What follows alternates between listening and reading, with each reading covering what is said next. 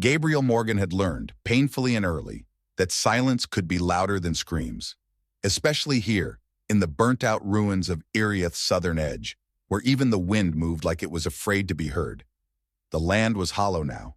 Once called the Cradle of Spirit by the native Narellan people, Iriath had been known for its moonlight festivals, towering acacia bloom trees, and sacred dance courts carved into living stone.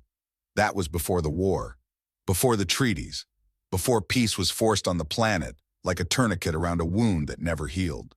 Now it was a place where light fell cautiously, and nothing ever truly grew back. Gabriel stepped over the crumbled threshold of what used to be a checkpoint outpost, now just twisted steel and brittle dust. His uniform, standard issue from the Varellan Border Reclamation Corps, was too clean for the area. He wore it like armor, but beneath it beat the pulse of a ghost. He wasn't here on assignment, not really. He told himself this was just an off-record system audit, a maintenance sweep, a favor to a former colleague who'd wanted to keep a few of the older exo support units on life support for PR reasons. He was here to check diagnostics on long-term disability cases, forgotten Narellans in neglected sectors of the post-war buffer zones. But that wasn't the whole truth, because last night, while combing through the archives for mechanical calibration anomalies, a line item had caught his eye. Just a fragment. 3487-A female. Bipedal trauma, unrecovered. Declined integration, location, zone L9, status, stagnant. No further action required. There was something about the phrasing, unrecovered, as if she were the problem, not the prosthetics. No name, no update in over 7 years. She'd refused all tech trials, ignored requests for relocation, and somehow, despite an outdated interface, still remained alive. He didn't know why he'd flagged it. Maybe it was guilt. Maybe it was the haunted look in the archive's blurred ID photo. Or maybe, in a quieter part of himself, it was that she hadn't accepted the help. Not because she couldn't, but because something deeper had been taken, something that couldn't be regrown with screws and steel. So Gabriel went. Without orders, without clearance, without permission. And now he stood outside a sealed housing pod in Zone L9 where surveillance drones flew too low and stayed too long, and no one asked questions unless they wanted a visit from enforcement. The pod was squat and sand-scarred, its surface mottled by years of desert wind and chemical storms. A heat ripple danced above the roof, but the air here was cold, artificially so. He could feel it even through the seams in his collar, the kind of temperature that kept bioscans sharp and thermal anomalies easy to catch. Gabriel looked up. A drone hovered far off, round, silent, and gleaming in the red sky like a black sun with a blinking eye, watching, waiting. He checked the ID tag again, 3487-A Sarah. He knocked. No answer. He tried again. Sarah, my name is Gabriel. I'm with system support. I just need a minute to verify your interface status. No upgrades, no replacements. Just a check. Still nothing. He hesitated, then entered the override code, borrowed from an old technician's shell account, and the lock clicked open. The door groaned. Inside, the light was golden and low. The heat from outside hadn't touched the room. It was still, not lifeless, just waiting. And in the center, sitting beside a low table scattered with worn data slates and a hand-carved stone cup of still water, was the woman from the report. Sarah. She didn't look up right away. Her long black hair fell in a curtain over her shoulder, braided in loops and woven through with delicate copper thread, some strands matte, others glowing faintly with bioelectric charge. Her skin was silver blue, the color of a winter lake under starlight, not just beautiful, otherworldly, and cold in a way that didn't invite admiration. A blanket was draped over her lower body, but Gabriel could already see the metallic curve of obsolete joint support braces beneath it. Rigid, utilitarian, mismatched. Her hands rested on her lap, fingers half-curled as if caught mid-thought. She was watching him, quietly, with the sharp, unreadable calm of someone who had long ago stopped reacting out loud. "You came in without permission," she said, voice soft but edged like cut stone. Gabriel stayed near the entrance, hands visible, slate held out like a shield. "Apologies. You weren't answering, and I'm on a tight log. This will only take a moment." "I don't remember asking for a technician," she replied. "Or a rescuer, or anything." He nodded once. "I'm not here to fix you, just the system." A pause. Then, with an almost imperceptible tilt of her head, "What system?" He swallowed. "Your core support unit, the one keeping the neural interface stable. It's been off the registry grid for over a decade. There was a report flag, that's all." Her eyes narrowed. "And you followed it, all the way here, alone, on a non-priority flag." He should have lied, said it was protocol, that he was nearby anyway. But something in her tone, sharp, yes, but also tired, deserved the truth. "Your file stood out," he said simply. "Everyone else accepted upgrades, moved on. You didn't." Silence. Then she looked away, toward the far wall. That's when he saw them. Sketches, hundreds of them. Lines and swirls and geometries of motion, pinned across the curved interior like constellations. Feet in pivot, arms in extension, torsos mid-turn. Some were anatomical studies, others near spiritual abstractions. They weren't just technical. They were aching. They were dance. "You were a dancer," he murmured. "Not past tense," she said. "Just..." Interrupted. Gabriel stepped forward instinctively, scanning the cluttered floor until he reached the edge of her table. He crouched, respectfully, at a distance. "You never tried the adaptive prototypes?" "They tried to make me walk like a soldier," she said, her voice low. "I didn't want to walk like a soldier. I wanted to move like the sea." His heart caught in his chest. This wasn't defiance. It was mourning, feral, quiet, and unyielding. "I'm not here to change you," he said softly. "But if something's breaking, I can stabilize it. At least make sure you're not at risk." Sarah looked at him fully now. Her eyes weren't hostile. They were tired and deep. "And then what?" she asked. "You go. File your report. Leave me to rot in peace?" He didn't answer. She let the silence stretch, then nodded once, almost imperceptibly. "Fine, 5 minutes." He moved carefully, activating the scan pad, brushing aside a discarded wire harness with one gloved hand. As he worked, he kept catching glimpses of her face, calm but drawn, not empty, just folded in on itself. The scan completed with a low chime. The readings were worse than he expected. Suboptimal charge regulation, core stability at 42%, neural sync deteriorating. Another 6 months, maybe less, before the system began eating itself. He didn't say it aloud. Instead, he gently reached for the drawing nearest his hand. It was a half step, a dancer in mid-transition, one leg raised, the other incomplete. She was faceless. "I'm sorry," he said, folding the slate closed. "There's more damage than I thought." "I know," she said. "It's been failing for years." He hesitated. "I can bring something better, not to change you, not to fix you, just to support what's still here." Sarah looked at him, really looked. "You shouldn't come back," she said. "This zone isn't neutral anymore. Surveillance has changed. The drones don't always send warnings first." "Noted," Gabriel said, "but I'm not great at following advice." Something passed between them then, not warmth exactly, but a crack in the ice. He rose and made his way to the door. Just before stepping out, he paused. "I know I came uninvited, but I'm glad I did."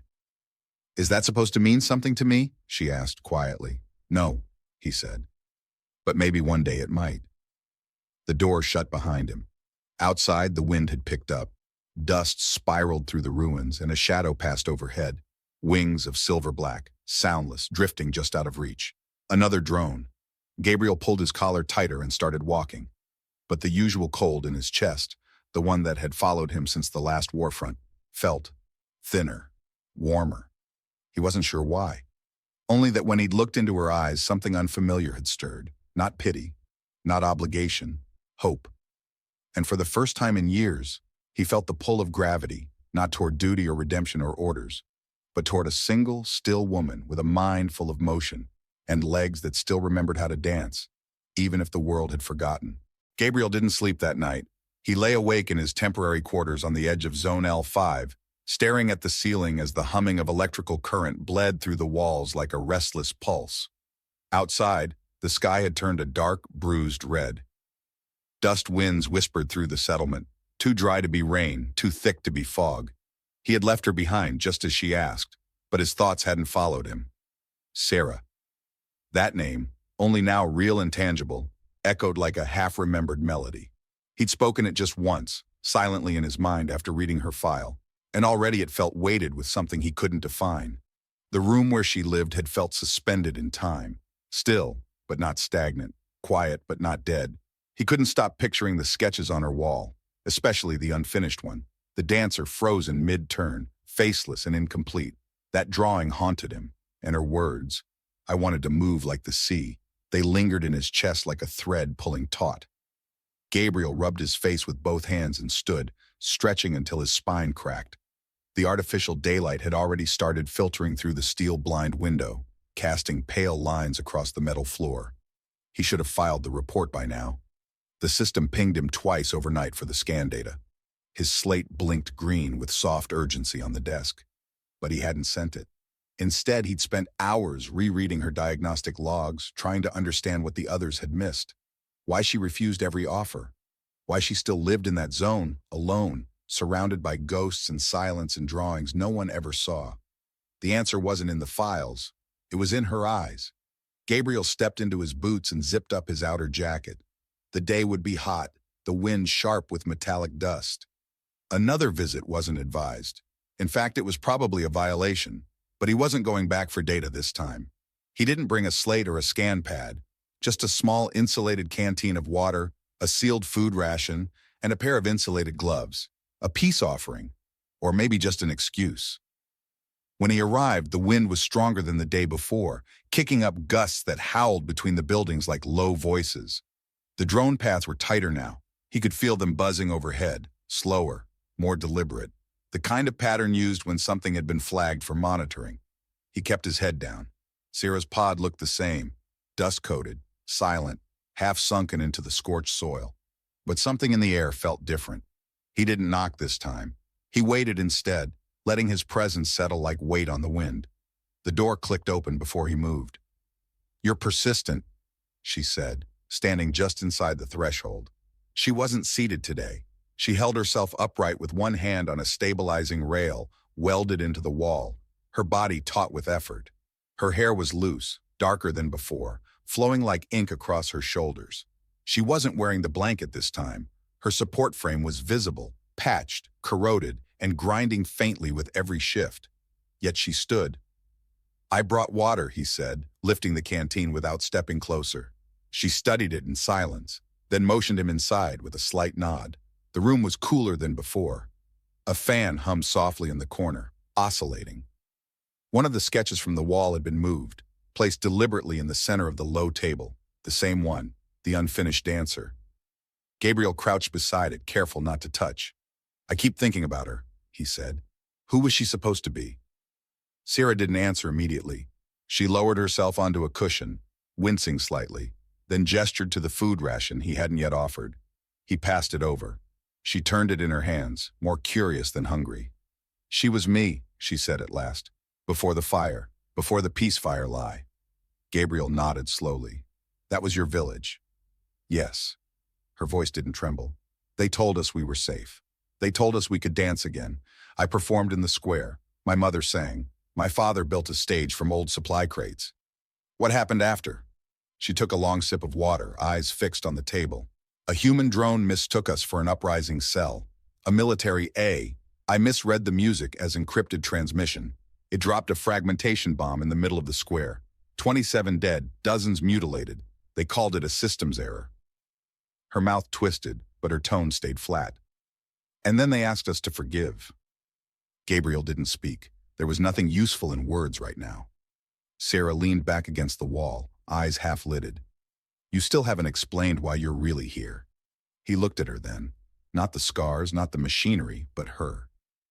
"I read your file," he said, "and I couldn't stop thinking that maybe someone should have listened to you the first time." "That's noble." She didn't sound impressed. "But people like you don't come here without reason. You don't stare at walls full of broken steps unless something in you is also trying to move again." Gabriel exhaled slowly. She wasn't wrong. He didn't talk about his past. Not since the defection. Not since he walked away from the private cybernetics division that had once used his research to suppress entire uprisings by disabling Neuralin prosthetics from orbit. He had built systems to control bodies. Sarah's refusal was a direct defiance of everything he used to be. "You're right," he said quietly. "I'm here because I've done harm, not directly, but by building things without asking who they were meant for. You're not a project to me. You're the one person I've seen who still knows what it means to be whole, even if the world insists you're broken. Sarah studied him in silence for a long time. The wind outside was beginning to rise again, scraping the edges of the pod with dry fingers. Then she asked, almost gently, "What do you want from me, Gabriel?" He didn't know how to answer. He wasn't here for romance. He wasn't here for redemption either, not entirely. He was here because something about her stillness felt more alive than anything he'd seen in years. "I want to help," he said finally, "not out of guilt, not because I think you need saving, but because you remind me that not everything has to be rebuilt the way it was." Sarah's lips curved, not into a smile exactly, but something near it. Outside, a low mechanical tone echoed overhead, a proximity sweep. Closer this time, she heard it too. Her eyes shifted toward the roof, then back to him. "If you keep coming here, they'll notice. And if they notice, you won't walk away clean." Gabriel stood. "I'm not here to stay clean." He turned to go. This time she stopped him. "Gabriel." He looked over his shoulder. "Next time," she said, voice almost a whisper, "bring something I can draw with. Real graphite, the old kind, if you can find it." His heart beat louder than the sweep above. "I will," he said. And when he stepped back into the dust and wind, the sky didn't feel quite so heavy. Behind him, in the room where the wind waited, the unfinished dancer still turned in place, just a breath away from becoming whole. The graphite pencil moved like a whisper across the page. Slow, deliberate, almost reverent. Gabriel watched her draw in silence, seated across the low table, his legs folded uncomfortably beneath him on the thin cushion. Sarah's fingers worked with precision. No hesitation in their movement, no searching in the way they pressed line after line into the paper. This wasn't sketching, it was invocation. Every arc she carved into the page seemed to come from somewhere deeper than thought, like her body remembered things that language had failed to hold on to, things she could no longer speak aloud. He didn't interrupt. For nearly 20 minutes, the room filled only with the faint rasp of graphite against grainy paper, and the soft, restless wind whistling through the cracked vents overhead. The light had shifted again, gold seeping in through the skylight, diffused and smoky with sand particles suspended in the air. It bathed her skin in a pale halo, her silver blue tone catching the light like a living sculpture. The quiet wasn't awkward. It felt sacred. Gabriel had seen many extraordinary things in his life. Machines that repaired tissue cell by cell, floating cities above the mineral rivers of Zavrin, a thunderstorm on a terraformed moon that echoed with artificial lightning. But this, right now, felt like the most precise miracle he had ever witnessed. She was still drawing when she finally spoke. It hurts sometimes, more now than before. He looked at her, startled by the raw honesty in her voice. She didn't look up from the page. "The legs," she added, "or what's left of them. Phantom pain, or real pain. It's hard to tell anymore." Gabriel shifted slightly, leaning forward with careful attention. "Have you tried?" "No," she said sharply, cutting him off. Then her voice softened. "I mean, yes, a long time ago. The pain suppressors dulled everything, not just the ache. They dulled me. The silence in my body got louder. My balance, my rhythm, it all vanished." He nodded slowly, letting her words settle. "There's something sacred about pain when it belongs to you," she continued. "It's not noble, it's not tragic, but it's honest. The prosthetics they offered were designed to erase me, not help me move. They made no room for ritual, for intention, just compliance." Gabriel said nothing. He understood more now than he had before. Not the full depth. He could never feel it the way she did, but enough to know that what she feared most wasn't technology. It was disconnection. And all his training, all his engineering brilliance, had never taught him how to build around something as intangible as grief. "I'm not afraid of moving again," she said, as if reading his thoughts. "I'm afraid of moving wrong, of feeling alien in the one thing that once made me whole." He took that in with a quiet breath. She placed the pencil down beside the paper and finally looked at him. Her eyes were heavy with something that lived beyond fatigue, a kind of bone-deep patience that had calcified into armor, and yet something had changed. The walls weren't gone, but they had shifted. Gabriel reached slowly into his coat pocket and pulled out a small rectangular device, simple, dark, and unassuming. He placed it gently on the table between them. Sarah eyed it warily. It's a prototype interface, he explained. Doesn't do anything unless you want it to, but it's calibrated for low-frequency neural rhythm syncing, meaning, if you ever decide to try again, really try, it can adapt to the impulses you actually send, not what the software thinks you should want. She didn't reach for it. Custom mapping? She asked after a long pause. He nodded. From scratch, no presets, no human baseline, just you. Still, she didn't touch it, but she didn't push it away either. I'm not saying yes, she said quietly. I wouldn't ask you to, he replied just as softly. Another silence unfolded, longer this time, the kind that deepens rather than drifts. Gabriel stood and stepped toward the nearest wall, where her sketches curled slightly at the edges, pinned with bits of wire, tape, and carved wooden nails. He studied them like one might study a sacred script. They're beautiful, he said, turning to her. You don't draw just movement, you draw memory, emotion. Memory is movement, she answered. In Narellan tradition, our mourning dances were never still. Grief had to pass through the body. If you tried to keep it trapped, it would rot you from the inside. Gabriel found himself standing straighter. Is that what you're doing now? Mourning? No. She met his gaze, unblinking. This is surviving. He stepped closer. And if I said I wanted to help you do more than survive, I'd say help is dangerous. There was no fear in her voice, only warning. You've come back 3 times already, she continued. Sooner or later, someone's going to notice. This zone isn't forgotten. It's watched. You're not invisible. Gabriel exhaled through his nose, shoulders tensing. I know. Then why keep coming back? He didn't have a rehearsed answer. He'd spent the last 2 nights trying to frame it in technical terms, to explain it away as study, as design research, as part of some deeper humanitarian drive. But none of it felt true in the moment. I think, he said carefully, it's because when I'm here, I don't feel like I'm a fraud. Sarah tilted her head slightly.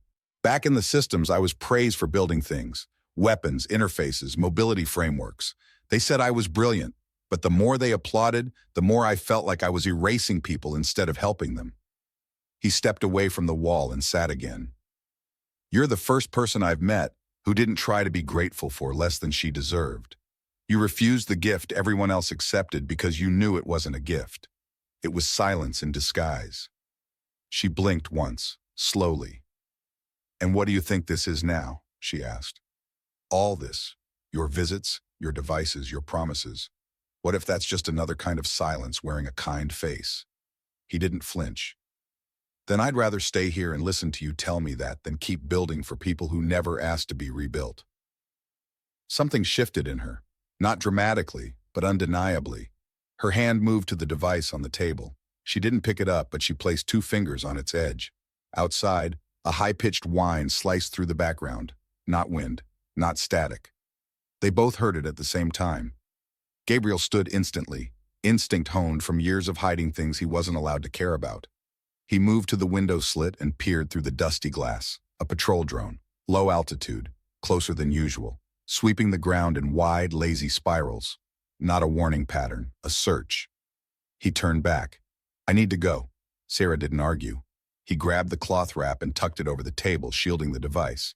If they scan inside, it'll look like insulation tech. Nothing unusual. Just don't move it until the sweep clears. She nodded once, then added, You shouldn't come back for a while. Gabriel hesitated. Not because I don't want you to, she said quickly, but because you need to live long enough to build what you say you will. He looked at her one last time. Her fingers still rested on the device. Her face was calm, but her eyes carried something different now. Something neither of them wanted to name. Trust. He slipped out the back entrance and melted into the wind, his heart thundering like footsteps on stone.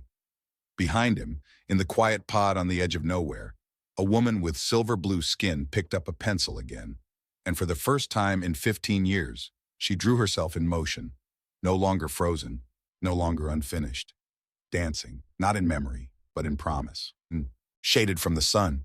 Her legs, steel and silence, were stretched stiffly before her.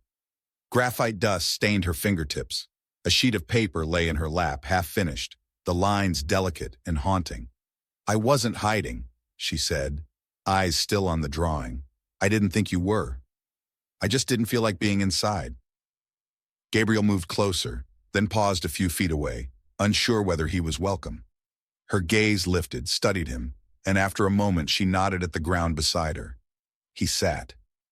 They said nothing for a while. The light around them shifted amber as the day aged. Between them, the silence was dense but not cold. It held something else, like a string pulled too tight. "Why don't you ask me?" she said finally. He glanced sideways at her. "Ask you what?" "Who I was. Before the peacefire bombing, before you read my file and saw me as a case to fix." Gabriel shook his head slowly. "I never saw you that way." "But you saw the file first," she said. "Not me." She wasn't wrong. He folded his hands over his knees. "Okay," he said softly. "Tell me, who were you?" She set the drawing aside and looked straight ahead, not at him. "My name is Sarai Thala of House Alari," she said, voice formal. "Daughter of Ael and Mivra. I was born beneath the third twin moon on the longest night of the winter solstice. My name means rising wind through still water." Gabriel was silent. "I was meant to be a ceremonial dancer," she went on. "Not just a performer. Alari dancers carry history. Our bodies memorize what our words cannot hold. Birth, war, peace, loss. We choreograph time. Our movements are used in birthrights, funerals, bondings, and war endings.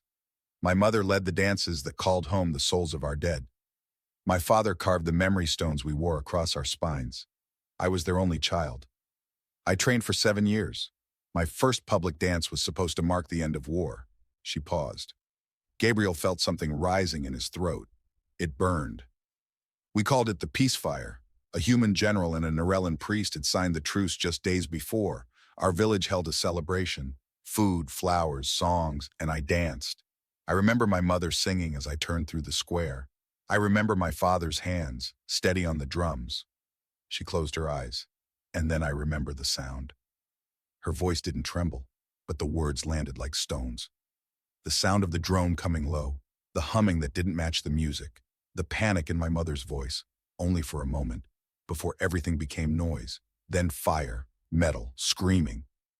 Gabriel's hands clenched against his legs. "I woke up in a triage tent made from shredded cloth and fence posts. I couldn't feel anything below my hips. They told me my mother died shielding someone else's child. My father's heart had stopped before the medics reached him." She turned to him then, "And the humans called it a targeting error." He didn't speak. "Not one apology," she said. "Not a single name taken in accountability. Just a neutral report and trade restrictions on aid. And then the world moved on, as if we were meant to be grateful for surviving. Sarah," his voice barely emerged, "you came here with technology and silence," she said. "And now you want to give me movement again. But movement without meaning is just noise. And I have lived too long in noise." Gabriel looked down, ashamed. "You want the truth?" he said quietly. "Then I'll give you mine." He shifted, back resting against the stone. "My full name is Gabriel Cale Morgan. I was a sector chief engineer for Terran Neuromechanics, assigned to the post-war prosthetic development division. We were told we were building recovery tools, adaptive limbs, neural interfaces, things that would restore mobility to the wounded, human and non-human alike." He looked up at the sky, the memory bitter in his mouth. "I was young, brilliant, proud. I thought I was making the world better. I didn't ask questions. And when the contracts started getting flagged as classified, I still didn't ask, until I visited a field hospital in a civilian zone near the Tethrine border." He swallowed. "There were over 30 Norellan children in the wing. All had received Terran prosthetics. All had collapsed within 2 weeks. Full systemic failure, seizures, neural bleeding.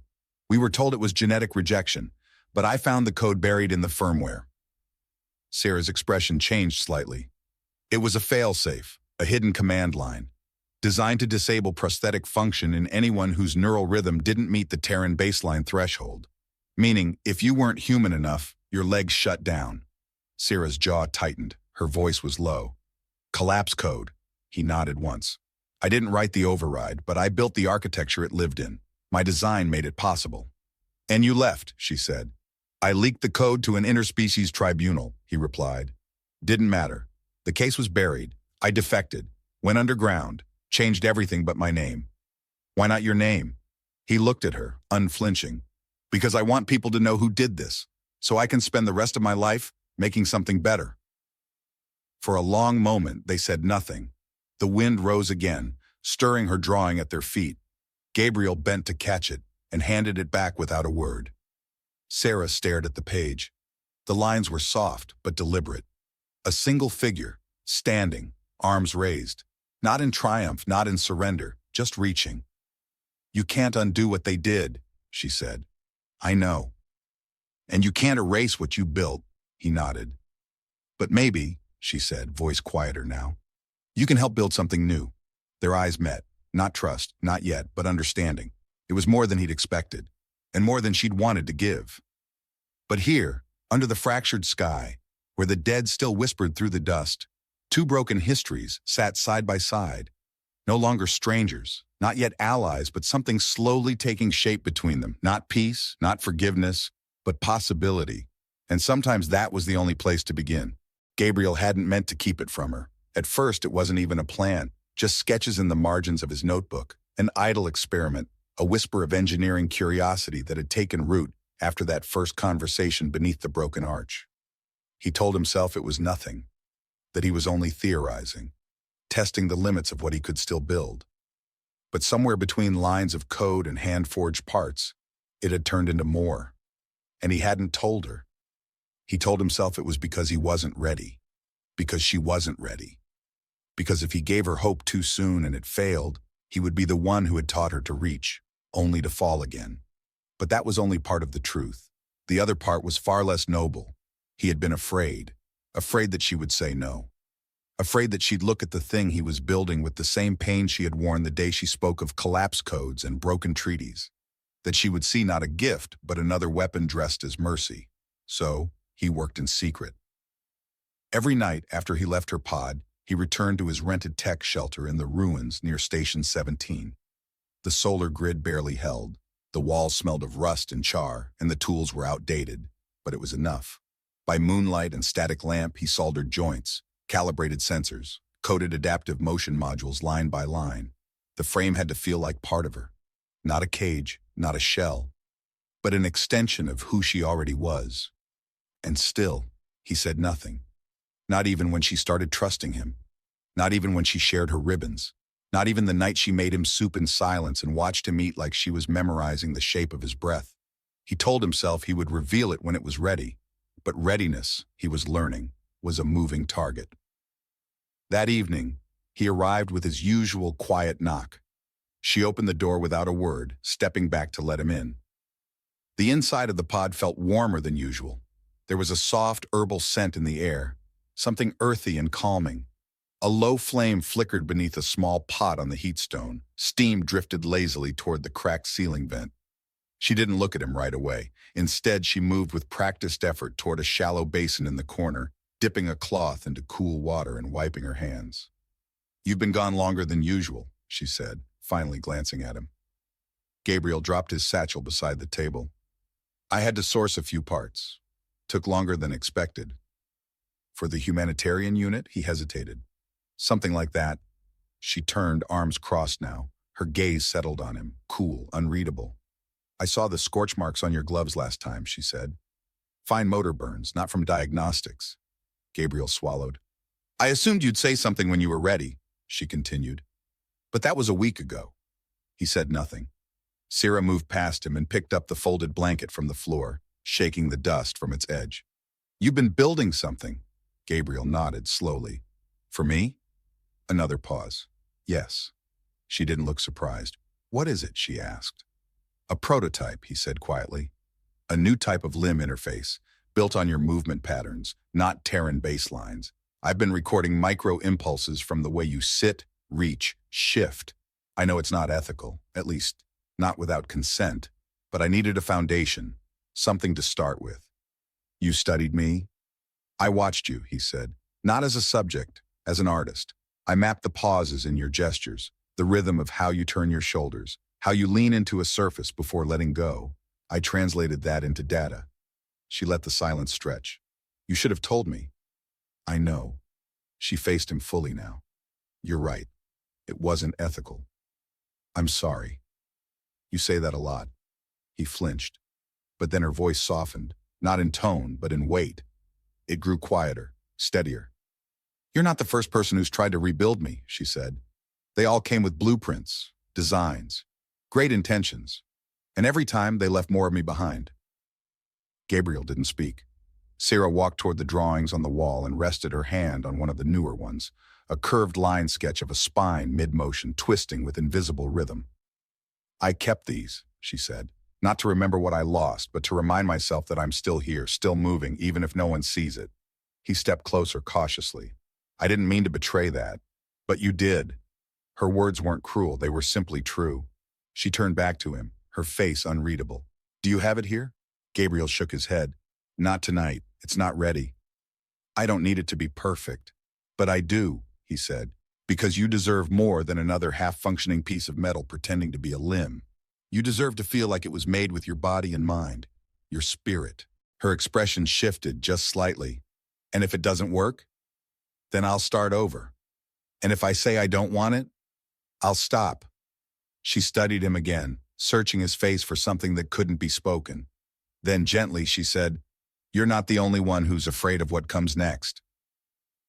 Gabriel exhaled, tension leaking out of him slowly. Sarah walked past him toward the stove. She stirred the pot once, poured 2 bowls, and handed one to him. He took it. They sat beside each other on the floor, backs against the cool wall. The soup was bitter but warm, seasoned with herbs he couldn't name. After a while, she spoke again. My mother used to say we don't choose when we begin healing. It happens in the middle of small things, folding blankets, sharing silence, saying yes when you want to run. He looked over at her. Are you saying yes? She didn't answer right away. Then softly, I'm saying not no. They ate in silence. Later, after the bowls were empty and the light had dimmed into soft twilight, Gabriel found himself lying on his side, elbow propped up, watching the shapes her fingers traced in the dust on the floor. They weren't letters, not quite symbols, just motion, unfinished like breath. She turned toward him, face bare in the low light. I don't trust easily, she said, but I see what you're trying to build, and part of me wants to believe in it. Then let me keep trying. I will. They didn't touch, not yet. But when Gabriel left that night, she walked him to the door, not with caution, but with intention. And when she returned to her room, she picked up one of the old ceremonial ribbons and laid it across her lap, not as a symbol of grief, but of readiness. Gabriel didn't sleep the night before he brought her the legs. The final sync tests ran clean. Every neural sequence held. Every calibration flowed like water through copper veins. But still his hands trembled as he packed the components into the reinforced carry case. This wasn't like any other prototype he had delivered before. It wasn't just hardware. It wasn't even about function anymore. It was about giving something back that the world had stolen. No, not giving, offering. He wasn't here to return what was lost. He was here to offer what could still become. By dawn, the sun painted the sky in muted lavender, and the dust storms that usually swept in from the east were nowhere to be seen. An unsettling calm hung in the air, too still, too expectant. But Gabriel ignored the tightening in his chest and made his way toward Zone L9 with the case slung over his shoulder. When he arrived, Sarah was outside, seated beneath the half-collapsed archway where they'd spoken days earlier. Her sketchbook lay open on her lap, half-finished lines catching the wind. She looked up when she heard him. Her eyes dropped to the case. You brought them. I did. He waited, let her decide what to say next. She didn't speak right away. Instead, she reached for a cloth from her side, gently brushed dust off her hands, and closed her book. Then she nodded once and said, Come inside. The inside of the pod had changed. The wall of drawings was still there, but now newer sketches mingled among the older ones. More color, more motion. And in the center of the room, the space had been cleared. Furniture pushed aside, the floor swept bare. She had made room. Gabriel knelt by the case and opened it slowly. The legs inside gleamed with muted silver, a finish that mimicked the natural tones of Norellan's skin when bathed in moonlight. The frame was lightweight but dense, structured to follow her body's residual movement rather than overpower it. Flex joints allowed for gliding pivots, and the neural interface hummed quietly beneath a biocompatible casing designed not for concealment but reverence. He spoke quietly as he worked. They're not like anything I've made before. No baseline overrides, no Terran security codes. The interface is built to learn your rhythm, not just walking, movement, breath, hesitation, even pause is a valid input. Sarah didn't interrupt. She watched with an expression he couldn't fully read. Part awe, part restraint, part memory. "Are you sure?" he asked. Her voice was low. "I wouldn't have let you come back if I wasn't." He swallowed, nodded, and extended a hand. "Let me help you." It took time. He worked slowly, explaining each step, checking every sensor. Her breath was steady as he removed her old braces. Outdated, rusted, a part of her that had never moved with her, but only held her in place. And when the new framework clicked into place, it was almost silent. He sat back, breath held. The neural sync hummed alive. The light on the central interface turned from yellow to green, stable. Sarah didn't move right away. She stared at her legs, not with fear, but with something deeper, like she was looking at a part of herself she had never expected to meet again. Gabriel didn't speak. He didn't even breathe. She shifted. First, just her toes. Then her ankle, her calf. The legs moved, smoothly, fluidly, not perfect, but hers. She exhaled once, sharp, unsteady. Then slowly, she placed both hands on the edge of the table and pushed.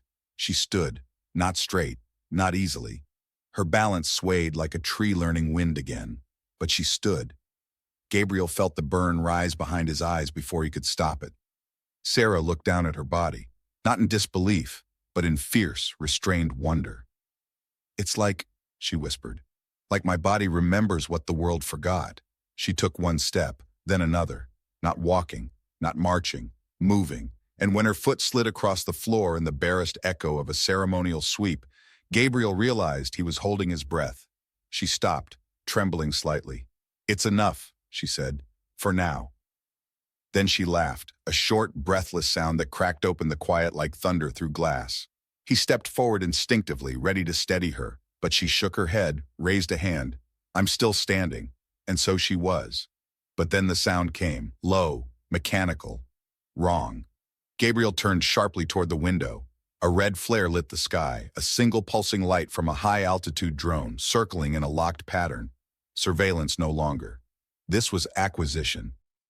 "They found me," he said. "The sync beacon. They must have caught a live test signal." Sarah's face didn't change. "Can you run?" she asked. "Not fast enough." "We need to hide the case," she said, already moving toward the door. "And you need to leave through the lower shaft. Now." He shook his head. "I'm not leaving you.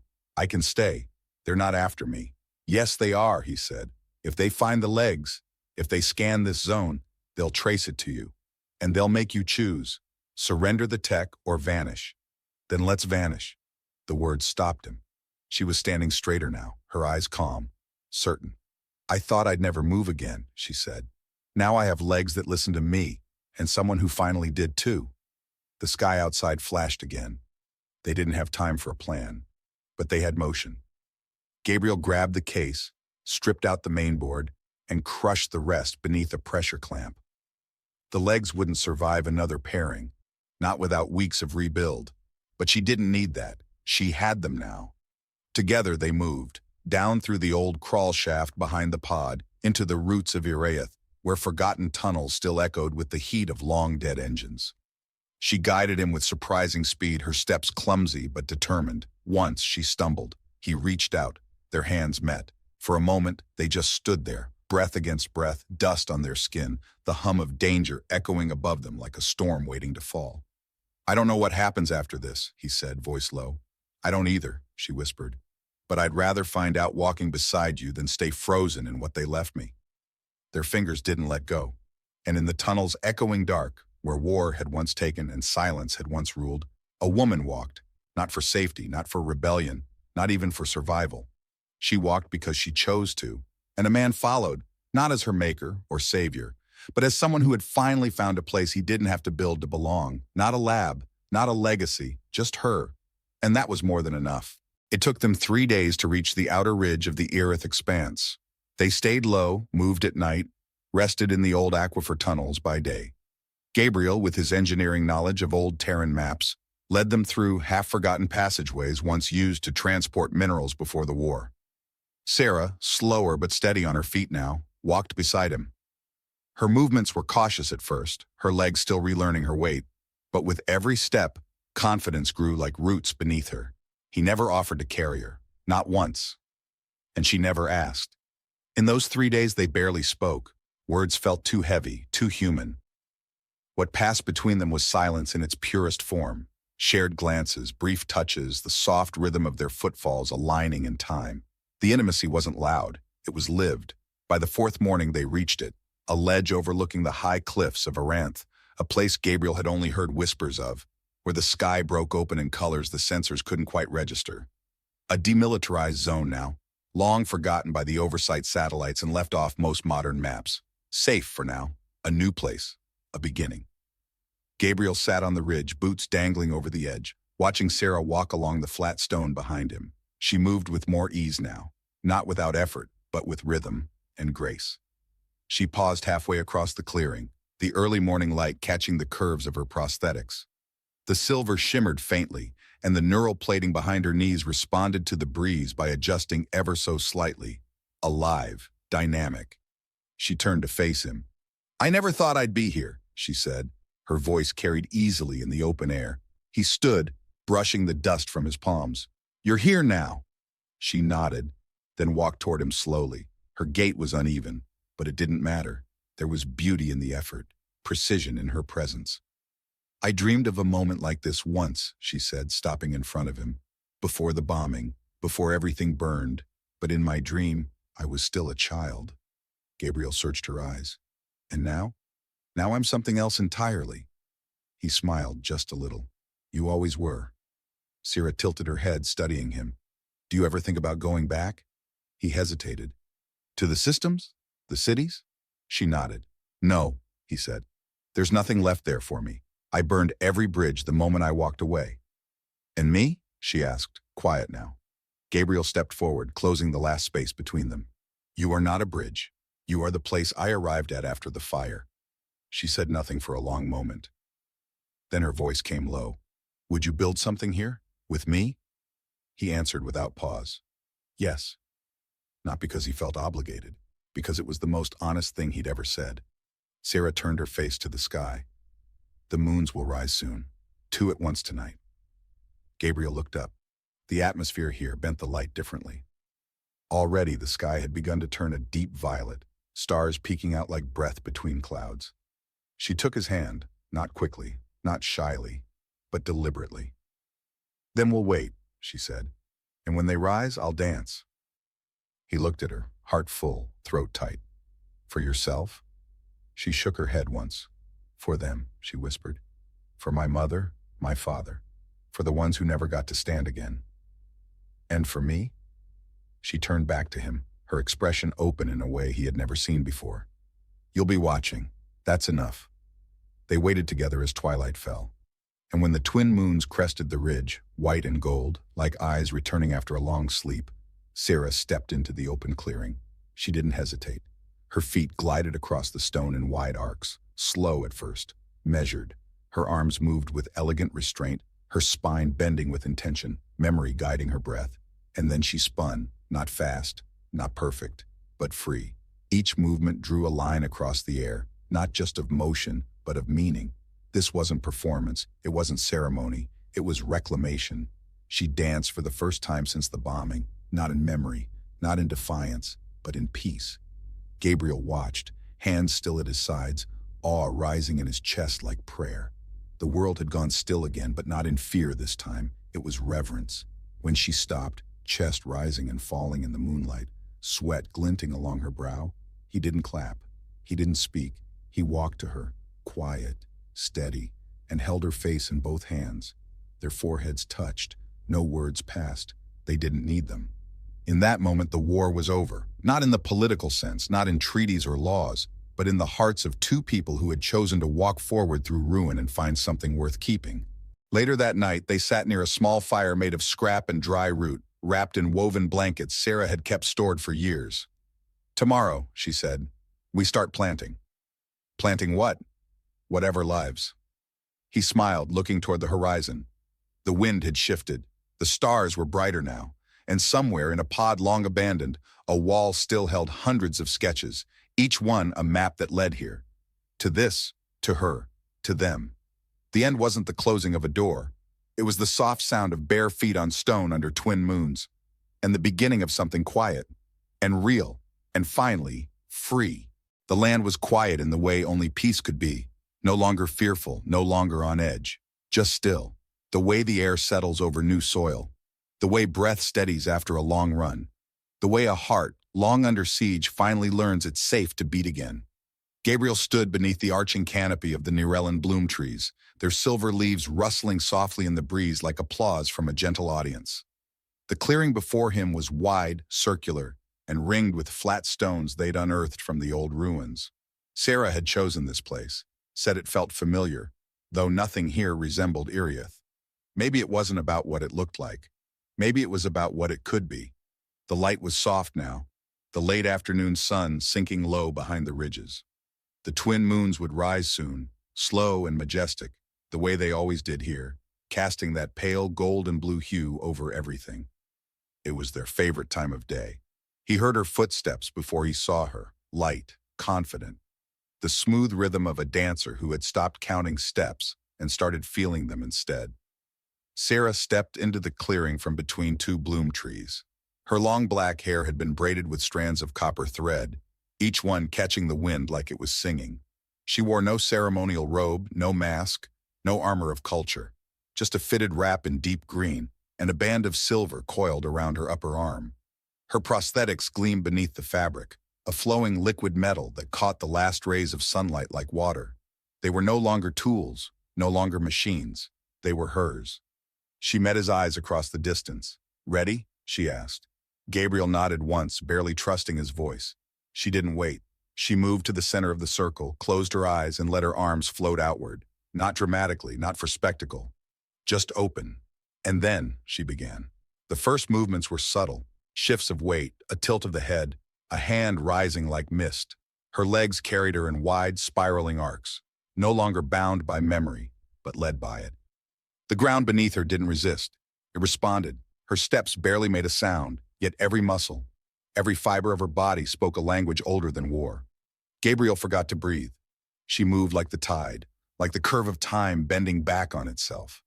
He could see the marks of her past in every motion, the echo of pain, the resilience of stillness, the joy of return. There was no grief in this dance. There was power. There was celebration. There was life. And when she pivoted suddenly, flung both arms wide and laughed into the wind, just a single note, clear and wild. He felt something in his chest break open and bloom. She slowed. One final step, a bow, silence. Then she looked at him. She walked toward him slowly, eyes never leaving his, her chest rising and falling with breathless ease. The world faded behind her. There was only that rhythm between them. Two people standing where ruin had once ruled, now wrapped in something infinitely quieter and infinitely stronger. When she reached him, she didn't speak right away. She just looked up at him and smiled, not the small, tight curve he'd come to love, but a full one, unshielded, free. Then she stepped in closer, her hands lifted, fingers brushing gently across his jaw, his cheek, and finally resting at the back of his neck. "You brought me back to my body," she said softly. "You gave me space when I needed silence. You stood still when I needed to breathe. And you waited, without asking when I'd come." Gabriel's voice came low, raw. "I would have waited forever." She leaned in, eyes half-lidded now. "You didn't have to." Then she kissed him, not gently, not cautiously, like it had always been waiting inside her, just beneath the surface, something too sacred to rush, too powerful to hide any longer. Her mouth met his like memory, like motion, like a story written not in words, but in the spaces where breath meets skin. His arms slid around her waist, drawing her in. Her body molded to his, like it had always known how.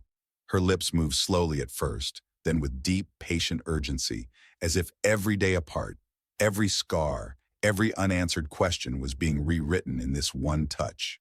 When they finally parted, her forehead pressed lightly to his, she whispered into the space between them. "Thank you." Gabriel shook his head. "Don't." But she pulled back, holding his gaze, serious now.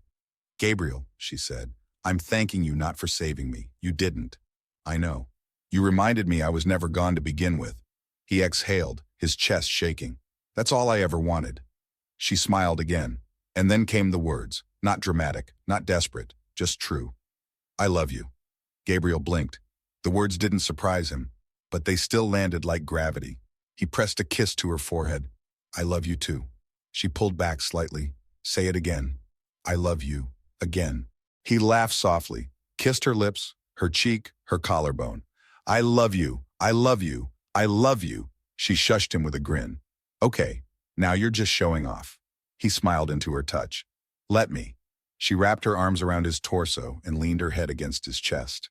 They stood like that for a long time, the night rising around them, the moons climbing, soft light spilling across the clearing. Later, they would eat together by the fire, talk about planting roots, about maybe building a small dance platform here, about salvaging solar tech from an old tower nearby, about what they could grow in this soil, now that it wasn't poisoned by war. But for now, they stood still, alive, in love, whole. And the world, quiet, slow, and finally kind, kept turning beneath their feet, not away from the past, but toward something better.